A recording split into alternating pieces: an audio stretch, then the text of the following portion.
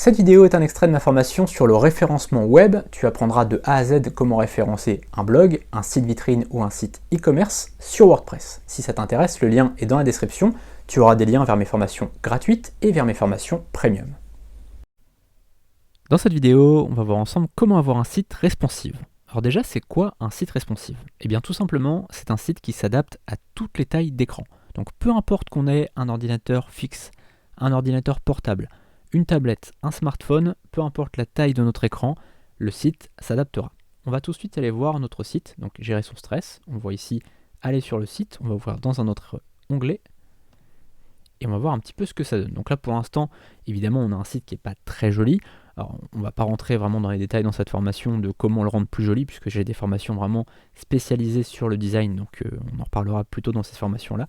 Mais on va tout simplement regarder si déjà le site s'adapte à toutes les tailles d'écran, puisque ça, c'est important pour notre référencement.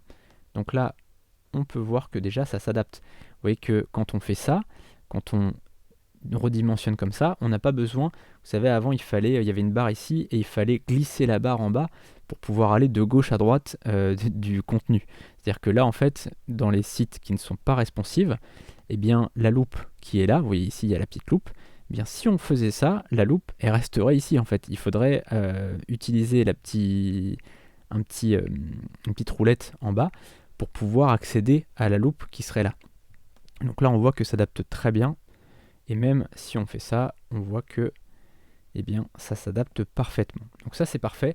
On voit déjà qu'on a un site responsive à l'heure actuelle. Donc on va retourner, on va fermer ça. Et on va retourner donc sur notre tableau de bord. Tu peux aussi faire ce test, ce qu'on vient de faire en glissant la fenêtre pour voir si ça s'affiche bien ou pas. Tu peux le faire sur ton mobile, par exemple sur ton smartphone, sur une tablette ou quoi que ce soit, pour tester si ça s'affiche bien ou pas. Et si jamais ça ne s'affiche pas bien, tu vas ici dans Apparence. Donc là, ça va directement sur Thème, quand on clique sur Apparence directement, ou tu peux faire Apparence Thème, et tu vas pouvoir sélectionner un autre thème. Donc là, par défaut, on est ici sur ce thème, donc si tu as ce thème-là, ça va bien s'afficher.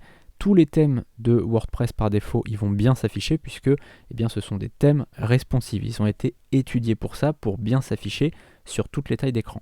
Mais si jamais tu as installé un autre thème, imaginons que là tu aies fait ajouter un nouveau et que tu aies choisi un autre thème ou que tu aies installé un autre thème et qu'il ne soit pas responsive, eh bien tu vas pouvoir en changer. Directement ici, tu vois que tu as une liste de thèmes, de templates finalement. C'est vraiment ce qui concerne le design de ton site. Nizarg par exemple, j'aime beaucoup.